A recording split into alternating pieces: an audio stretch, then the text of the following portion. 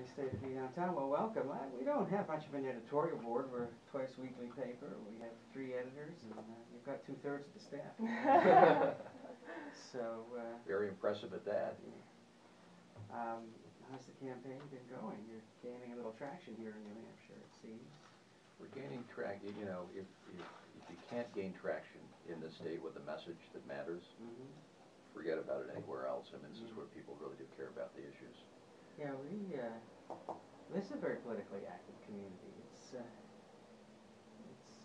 produced some great names in New Hampshire politics, 2 of whom we lost this year. Walter Peterson, a former governor, and Perkins Bass, a former congressman.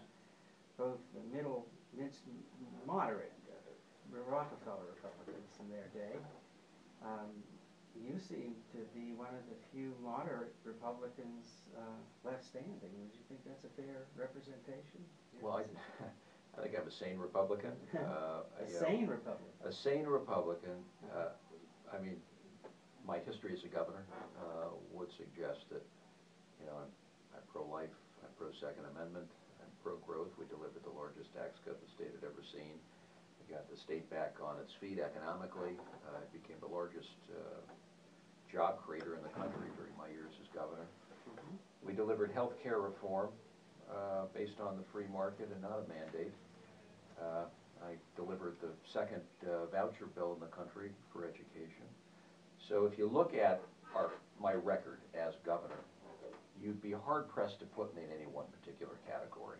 And so when you try to reflect the aspirations of the people you represent, which I think is the most important thing to embody in a leader, you'd be hard-pressed to say that it's anything other than good, you know, center-right, pragmatic, problem-solving leadership, which I think this nation desperately needs.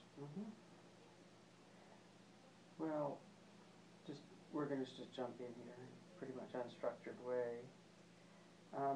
You mentioned health care reform. How does it work? How do you make it work without a mandate? How does insurance work? Do you really think people can opt out of health care insurance? Do you think it's fair for people to say they don't need to buy health insurance? Well, they put a burden on the people that do. That's where we are today, and that's kind of where you're getting with Massachusetts, where you're getting a lot of people out or avoiding the mandate. They're paying whatever penalty. And I say, you know, you have a choice. You can either impose a mandate, in which case people are going to find some way to avoid it or pay whatever penalty if it's not a high hurdle. They're going to find a way around it. So what you find in Massachusetts is costs have gone up for the average person, $2,500 worth. Quality has gone down. Hospital or emergency room visits have gone up. And I say there's got to be a better way to approach closing the gap on the uninsured. I think the only way it's going to be done is through ideas like we put forward and implemented in Utah. You've got to create a marketplace that is driven first and foremost by an affordable insurance policy. That's our problem today. The insurance company basically has not made available enough in the way of affordable insurance policies. So when we were undertaking health care reform in our state, so I think if you say you're going to repeal Obamacare, you know, that deserves a broader explanation in terms of what then are you going to do.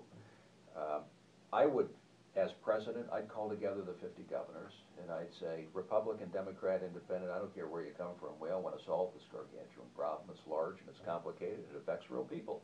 So let's take the next 2 to 3 years and find solutions in the areas of cost containment, because that, first and foremost, is the step that this country needs to take. When you have a $3 trillion industry that is the size of the GDP of France, and any expert will tell you that half of that $3 trillion is superfluous, complete needless spending. Now, I've seen this from the standpoint of serving on the largest healthcare provider board in the Intermountain West, and I was also involved as president and CEO of building a cancer institute many years ago that now is a large cancer. So I've seen it from different angles.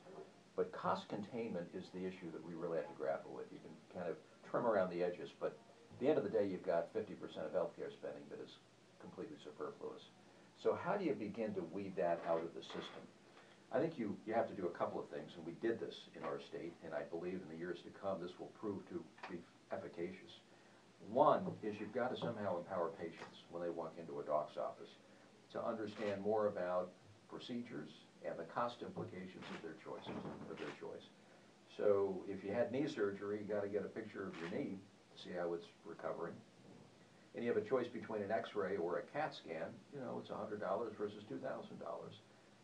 That only comes around when you empower patients with choices in the doc's office. But that rarely is done. Second, we were the first state in America to harmonize medical records. So I sat down a bunch of docs as governor, and I said, if you could wave a magic wand and take costs out of the system, what step would you take? And to a person, they said, we'd harmonize medical records. I had little knowledge of what that meant to my juvenile diabetic daughter. Explained it to me. She said, you know, she's been to 12 doctors, maybe more, during her lifetime. And in each case, they give a different course of treatment. They provide another round of a dozen prescriptions, all of which drive costs up enormously. So if you're able to access medical records gone by, and you're able to, one doctor to another, able to analyze the most efficacious course of treatment for that patient. Moreover, the prescription that has been most helpful or efficacious. That takes a huge amount of cost out of the system. And I think we're going to find that the Utah model gets to that place where you can actually quantify exactly what it does for patients. And then finally, you've got to close the gap on the uninsured, of whom we have 14 or 15% in our state. The youngest, or the largest component of that 14 or 15% was what I described to be the young immortal population. You know, 18 to 35-year-olds who are going to live on forever. We're never going to die. Why do we need health insurance? And if they actually wanted it, there was nothing they could afford. You know, with tuition, housing, books of their students, nothing available. So we worked, took us a couple of years, to actually get an affordable, bare bones, stripped down, catastrophic policy that even students could afford. And we put it out in the marketplace, along with a lot of other choices for the consumers. So it wasn't an automatic overnight mandate that said you must do this. It was, here's a marketplace. Now through educational efforts, through schools and through community-based organizations, we're going to make people aware of options that are available. They're affordable. They're, you know, if you're the single mom or dad of 2 chronically ill kids and you don't qualify for a state program, here's what's available for you within the range of affordability. And so this has been out for a couple of years through a connector program that we created. And I think over the next few years, that number of uninsured will dwindle considerably. I think it will prove the point to the nation that a mandate isn't going to do it longer term. You got to broaden the marketplace. You've got to take the restrictions that today exist. So if you wanted to access that affordable policy in Utah today from hand, you couldn't. You can't make cross-state purchases. That's now not possible. So I think the role for Washington is to say, after meeting with the 50 governors, after a 2 or 3 year exercise, to sit back and say, what have we learned? What have we learned about real efforts in the area of cost containment? Real efforts in terms of harmonizing and making better use of medical records? How do we better analyze the whole personal responsibility part of this, which is to say 75% of healthcare spending is for disease types. You got cancer, cardiovascular, diabetes, and obesity. Obesity is $1 trillion a year in this country. And say there's something that citizens can do on their own, particularly if it's driven by an insurance marketplace that has more offerings based upon how you choose to live your life. So these are things that need to be done, and they're not being done, and I believe the only way you get there is by the president sitting down with governors, finding best practices that will then allow us to understand the role of Washington and how the individual states will then move forward in dealing with this terribly complicated and elusive challenge. Interesting. Go ahead. I'd like to know what your plan is, or your proposal is for balancing the U.S. budget. Obviously, it's a really hot topic at the moment, and but more than that, how you would gain support for that proposal among Congress. It seems that Congress is divided. There's a culture of brinkmanship that seems to be coming to the fore in Congress right now, and it seems to be a challenge for leadership to emerge that will glean support for any one plan or proposal. How do you intend to do that? First of all, elections are a clarifying moment politically for everybody. particularly Congress. And the reason Congress is not acting on anything today is the president's had, 2 years to get his initiatives through. And he wasn't focused on the economy. He was focused on other things. And so after the 2-year mark, I've come to learn, having served as governor, you've got 2 years, whether you're governor or president, to get stuff done. And if you don't hit the mark after 2 years, the door closes. And what do we have on Capitol Hill today? We have mischief making. We've got partisan extremes, because there's not a bold initiative that's being offered up to Congress on behalf of the American people. And the door is closed after 2 years. There's mischief making now until the 2012 election. And then come 2012, you're going to, I do believe, you will have a candidate with an offering on how to deal with debt and spending, how to deal with the growth side of the balance sheet as well. I think the president missed a powerful opportunity when he took the Simpson-Bowles Commission report and threw it in the garbage can. A huge missed opportunity. That could have been a pathway to success. That could have been an offering up to Congress saying, all right, calls for a couple to $2 trillion over 10 years, whittled out of the deficit. It calls for reform and entitlements, and even the Defense Department. Everything's got to be on the table. The Ryan plan is another option. I mean, the plans for corralling debt and spending, they're there. They're on the table. We don't need to recreate the wheel. We just don't have any leadership saying, this is the template, this is where we're going. And by the way, it's going to call for entitlements, painful as that might be. It's going to call for the Department of Defense to also be on the table. And that's the only way, if you really want to get to the heart and soul of it. That's 2/3 of spending right there between entitlements and Department of Defense. And then you somehow have to move toward, I believe, a balanced budget environment, like I had as governor. Most governors have a balanced budget amendment, where you actually put forward a budget by law that is in balance. I had to do it year over year. And then to say, on the ongoing spending side, we've got to take our spending as a percentage of our GDP down to a sustainable level, which is now 23%. That is totally unsustainable. More like 19%. So at the current run rate, if you look at revenues forecast by 2020, after Medicare, Social Security, interest payments on the debt, there's nothing left by 20. I mean, we hit the wall by 2020. So is this, an emergency procedure? Absolutely, it's an emergency procedure. So what do you mean we hit the wall? We've run out of places to go. you're upside down in Greece? terms of your. Well, here's where we are today. I mean, we're about 70% debt to GDP. And any sane economist would tell you when you hit 80–90% debt to GDP, you can't grow. You're stalled. So we stall in 2020 in ways that make it impossible to grow. You become Japan, in other words. And as the senior U.S. negotiator between the U.S. and Japan 10 years ago, I can tell you, we worked on non-performing loans. We worked on the impenetrable structural impediments within their economy. We worked on the Keiretsu system. That made it literally impossible for a new business startup to occur. And so they went 70, 80, 90, 100% debt to GDP, quit growing. Now they're at 120% debt to GDP, and they're entering their third decade of lost growth, just a lost decade, completely gone. And I say, if you don't fix the problem, soon, we enter a decade of lost growth. That's the price we pay.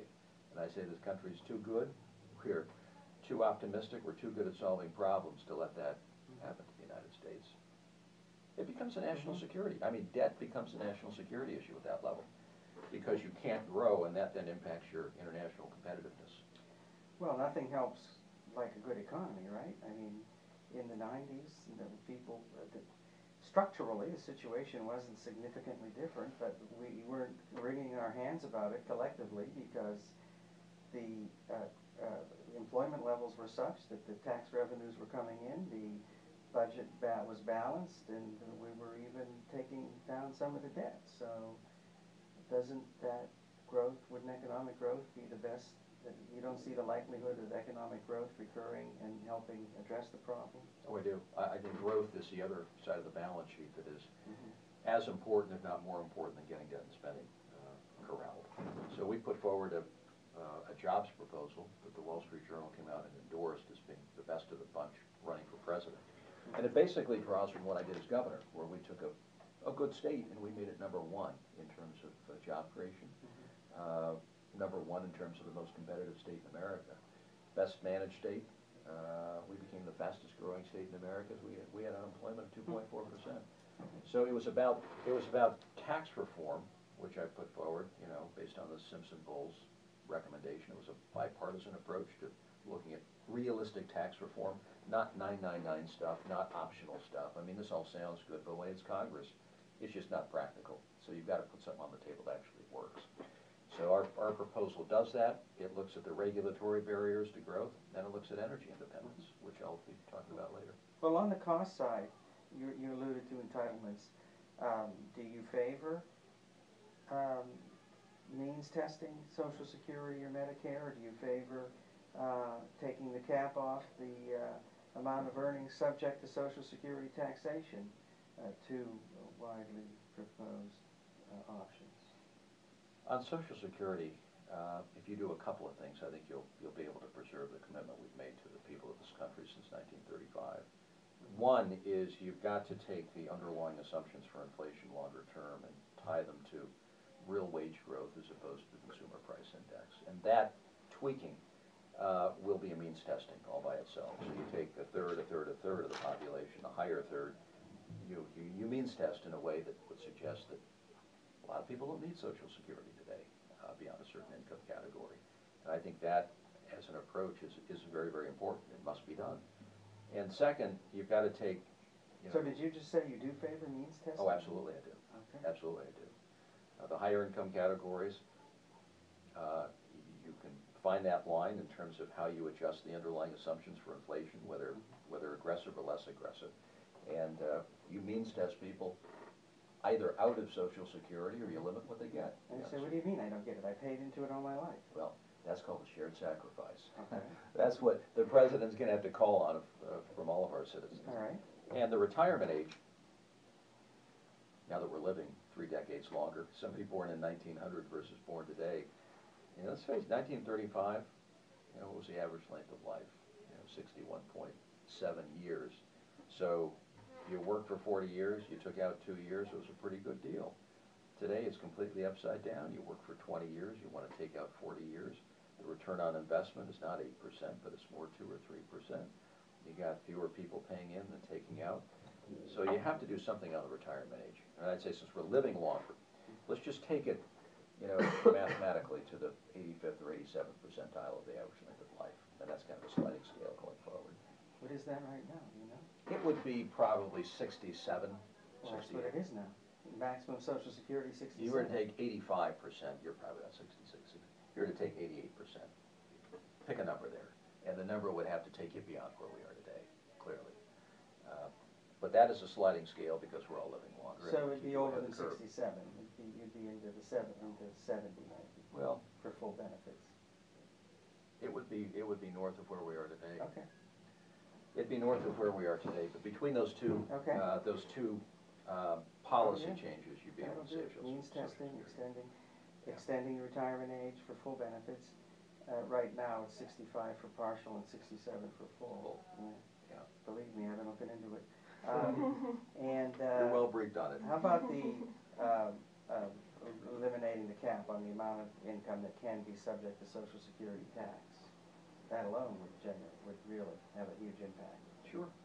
You would That's support an that? option. Yeah, it's an option you can throw in as well. So, You wouldn't need to do Are you that. in favor of that or not? No, because No, okay. between the fixes I've already put on the table, Mhm. you can actually correct All right. the imbalance in Security. Social Security. So I say draw the line there. If we just take those 2 steps, Okay. we can hold true to the commitment we've made to people. Standing for means testing is pretty courageous. Very few politicians, although New Hampshire is the home of that with the Concord Coalition and Graham Redmond. You don't have a choice.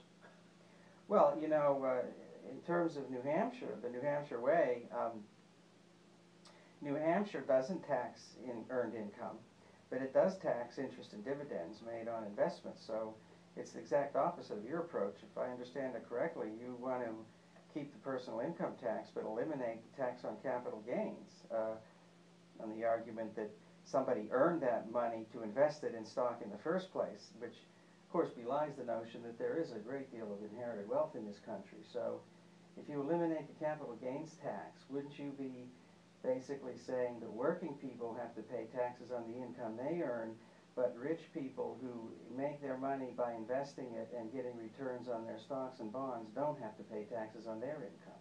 Is that fair? I'm saying the country needs to grow. I'm saying we're left with a tax policy that has 3 different rates based on your income, 8, 14, and 23. I'm saying that, and this is all from the Simpson-Bowles Bipartisan Commission report, and I said that beyond that, if you want to focus on growth in this economy at a time when we so desperately need it, I want to take investors at all levels of society, and they're at all levels of society, and take capital gains and dividends to 0. I know it's a negotiation once you get to Congress, but that would be my going-in position. Why? On the Because, theory that because it would stimulate growth. Why? Because all those higher income households who make their money on investment, when they get that extra money, they're going to invest it somewhere? Well, it's not just higher income households. Uh-huh. You have a lot of investors in this country at all levels, and I think that would free up more for the marketplace, as we found in 1986 when we went through tax reform the last go around. I was hoping that you'd give us a preview of your energy plan that I know that you're going to unveil today, but we don't go to press until Thursday anyway, so we're not going to scoop anybody. Obviously, it's a widely controversial issue, especially now, but I think that there are a lot of disagreements about what the government's role is in terms of incentivizing a renewable economy, if that's even a priority. So I know that you've said that you do believe that global warming is occurring, and that you have variously supported and not supported cap-and-trade programs. So I was wondering what your platform is on cap-and-trade, and if you can articulate for us exactly what you think the role of government is in spurring a shift to a green energy economy. The role of government should, number one, be freeing up through reviewing regulations that make it very difficult, as I found as governor, with respect to natural gas out west, freeing up opportunities to get more of what we have in great abundance in this country. Number two, I believe it ought to be the role of government to break up the oil monopoly as it relates to transportation. So whether it's light vehicles or whether it's heavy vehicles on diesel, you don't have much of an option. I think that's a legitimate role there. And third, can you expand on that just a little bit?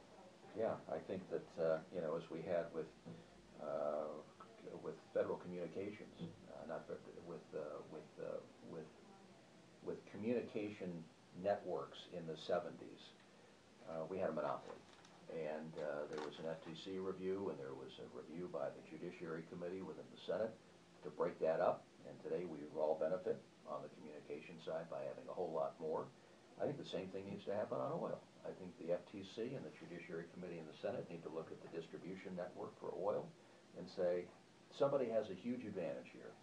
And until such time as we look at breaking it up, we're not going to be able to allow alternative fuels and other options to be able to become viable. So by distribution network, do you mean gas stations, the companies that transport oil from their production station to those gas stations, or at which point in the distribution network do you think that there is? Well, that is one part of the distribution network. For example, if you want to fire your car on natural gas, there is little in the way of distribution capabilities. We don't have a smart grid, for example, for electric cars. So if you want to look to the future and say, if you want anything but the hydrocarbon called gasoline and diesel, you're pretty much screwed because there's nothing available. I found this as governor. As governor, I ran my car on natural gas. I didn't even think you could do that until I met some entrepreneur in the northern part of the state who said, I want to convert your state Suburban to natural gas. I paid him out of pocket to do it. I drove around the state with 2 big tanks in the back of my car for years. And, with the idea that if you didn't fill up at 2 or 3 stations, you had access, you'd find yourself in the middle of the desert stranded. So I went to the public utilities out in Utah. I said, we're going to create a super natural gas highway in the state that'll link one end to the other if we're really going to give people an option. You either want to be ahead of this debate or you're going to be behind, but I'm asking you to help. So they stepped up and they decided they'd make an investment in traditional service stations along the way. This was like from Colorado to Nevada, that stretch of land. And they decided to step up and actually make investments so you could fill up from natural gas along that corridor. I think we were one of the first states ever to do anything like that. So it's achievable, But you're going to have to take on the oil monopoly, and you can only do that through an FTC review, through the Senate Judiciary Committee taking a look at it. But I want to open up options for natural gas, for alternative fuels, for electric cars, in which case, if you want to recharge in your garage, we need a smart grid. You can't do it today. So all of this supposes that over the next 10 years or so, we're going to get really smart about alternatives beyond just oil. So I think that's a legitimate role for government to be playing. And then on the whole basic research side, I think between health sciences and the National Institutes of Health and what they do around cancer, for example, that's an important investment. And I think our energy future under ARPA-E, which is the analogous organization to DARPA at the Defense Department, is also important, because therein we're going to figure out how we can begin drawing from the sun and how we can begin drawing more from the wind. I mean, ultimately we'll be there. We're not there today, and you can't force technologies into the marketplace before they're ready. We're learning that with each passing day, that subsidies, before they're ready, you deployed into the marketplace, they just don't work. But through basic research sponsored by the government, I think you begin to develop the technology sooner than you otherwise might, which then would create more of a level playing field for individual companies that will then pick up on solar approaches, on wind energy. We're just not there today. We'll be there at some point. So you think that the role for government is in sponsoring research, not necessarily for incentivizing individual projects or No, it isn't companies. picking winners. It isn't an industrial policy like we saw in Japan in the 70s and 80s. That doesn't work.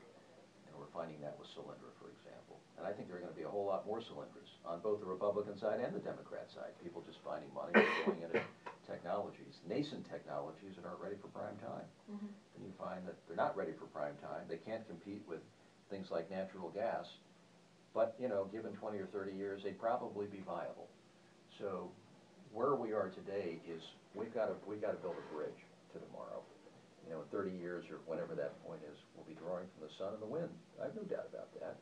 Technologies will catch up to where we need to be. We'll innovate our way forward, but how do you build a bridge from today to tomorrow?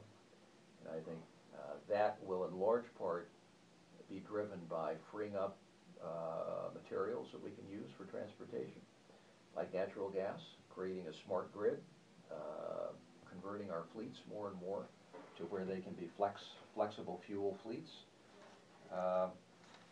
That's the only way you can get from today to tomorrow in an affordable, competitive fashion. So when you say that, I understand that you have a three-part plan then. It's reviewing regulations that you find to be too restrictive on the natural gas industry, and reviewing the distribution network for energies, and sponsoring research in renewable energy technology. I'm wondering specifically with the restrictive regulations, there's a lot of controversy about this because people put that forward often as, regulations are too restrictive, and the easy counter is, well, those regulations are needed to protect the environment, to protect the health of the populations around where development and resource exploitation is taking place. Could you be more specific about the regulations that you find to be too restrictive, and how you would unencumber industry without risking the health and safety of the environment and citizens? Yeah. Again, I'm all for protecting health. I'm all for a sound environment. I mean, that's what we're passing out to the next generation. But when you have things like NEPA that has been around since the 60s, started by Republicans, by the way. What is it? The National Energy Policy Act, which governs how you use land and the steps and the requirements and the red tape needed to actually access things like natural gas. It's terribly prohibitive, to the point where you may as well just throw up your hands in frustration before you even begin. It's hardly competitive given what other countries in the world are doing in terms of preparing to fuel their future economy. That's got to be dealt with. I mean, the prerequisites for NEPA, for example.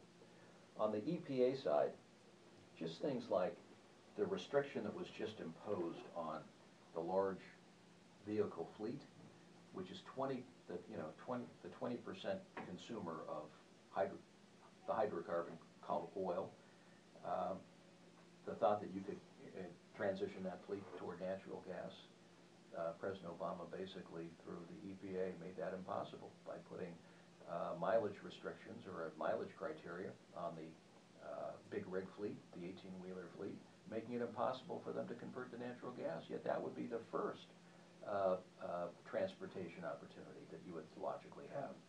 How do mileage restrictions meant you have to build engines that get at least this much per mile, right?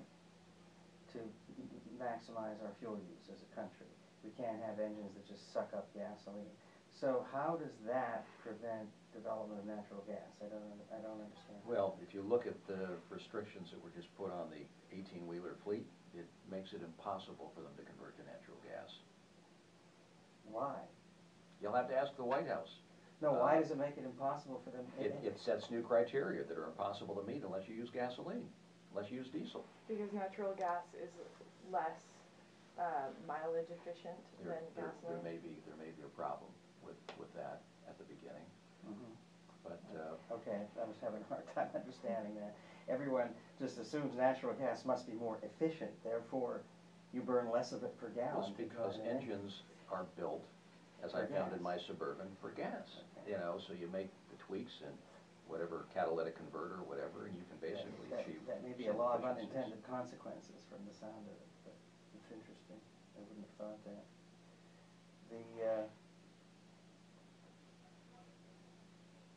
You do talk a lot about reining in the EPA, disciplining federal regulatories like the agencies, like the National Labor Relations Board.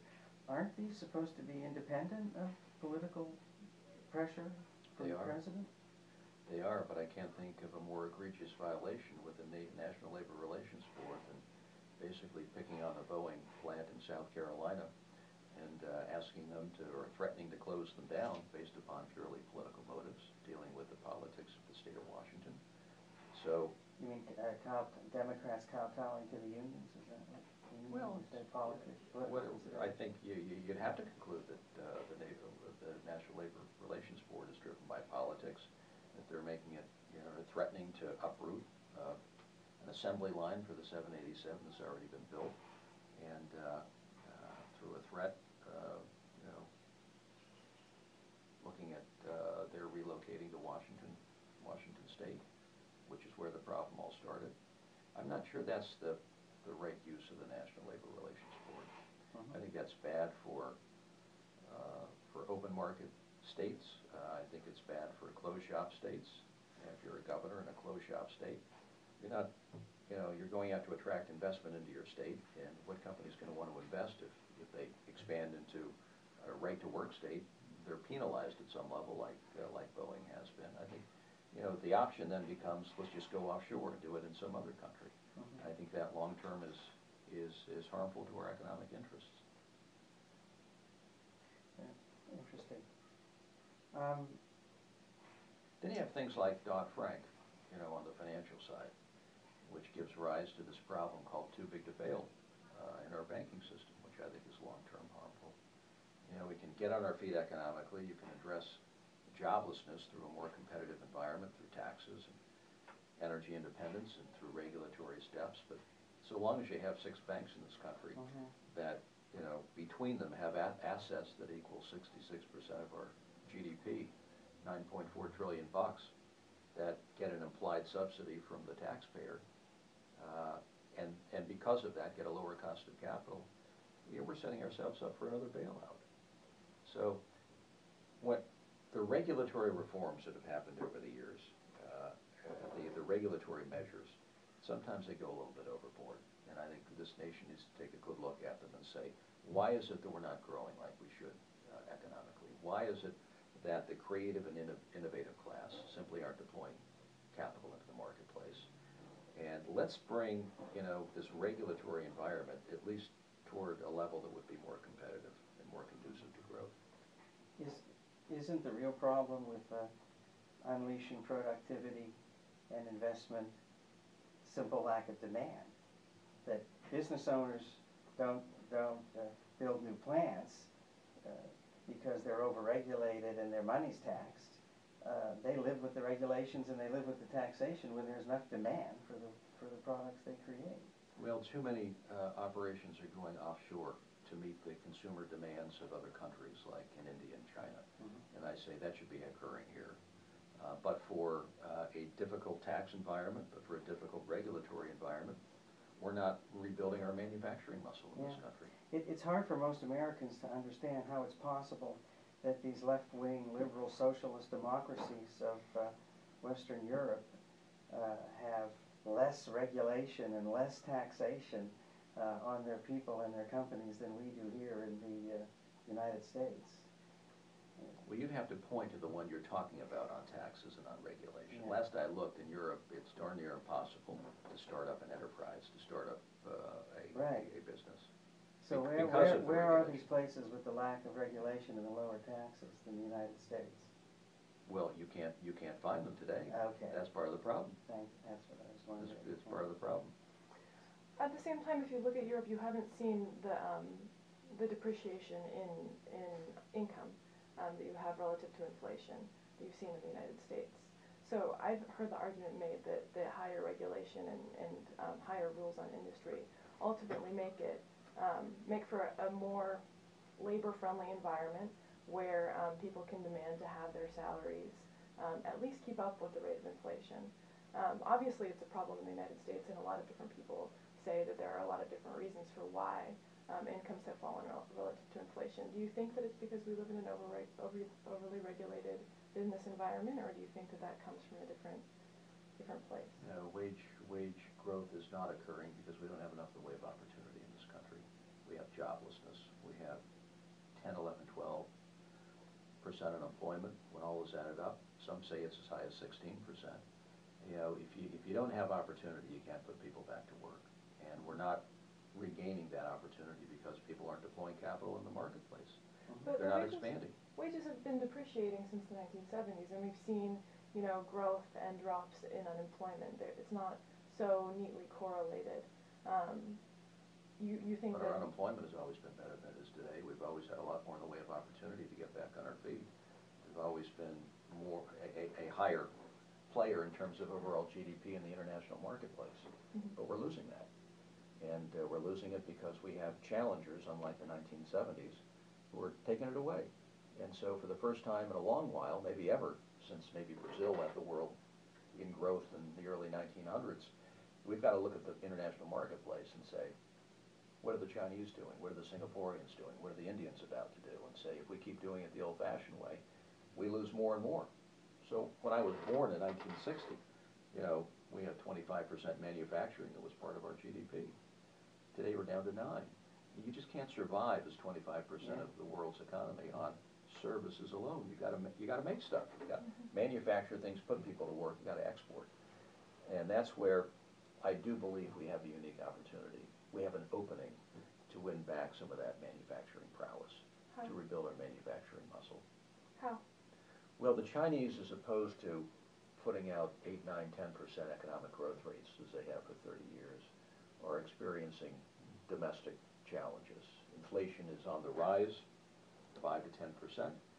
Labor rates are increasing 10 to 15% in the southern manufacturing zones, and with it, unemployment will increase. And as unemployment increases, you know, traditionally in China you see an uptick in societal instability, which leads to political instability. You've got a larger itinerant workforce that is roaming the countryside, 100, 150 million in size. And you saw this in the spring of 1989, which led up to Tiananmen Square in June of 1989. And as you know, you get greater political instability in China, what happens to the investment dollar that flows in?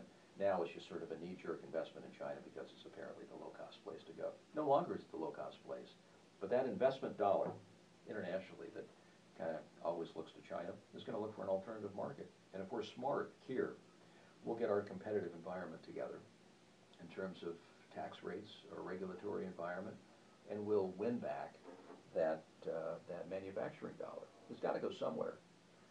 And you know, I can look into, you know, the future over the next 5 to 10, 15 years in China. They're in for some problems, and that investment dollar is not going to China, and it's going to find an alternative somewhere else. And you look at the global marketplace, you say there aren't a whole lot of options today. There aren't a whole lot of options. Where do you go? It wants to come here because we're the most stable, most predictable marketplace on earth. But for, you know, our regulatory environment and the inability to make a manufacturing plant like we used to be able to do in the old days, you know, that becomes a rate limiting factor. So if we're smart, we'll take the next couple of years and say, how do we create a truly competitive marketplace here? It's going to take job training. It's going to take enhancements in education. It's going to take tax policy changes. It's going to take reviewing regulations that speak more to growth. It's going to take steps toward energy independence. And if we can get that done over the next few years, we can begin to create that environment that will win back the manufacturing dollar. We can be back in the game. I have no doubt about that. Yeah, I've lived in China. I've lived in Asia 4 times, and I've seen it rise from the late 1970s through to today. I know why people go over there and invest. I know what they're doing educationally and economically to prepare for the rest of the 21st century. We can win it back. I have no doubt about that. It's just all whether or not we're focused on our relative level of competitiveness here in the United States.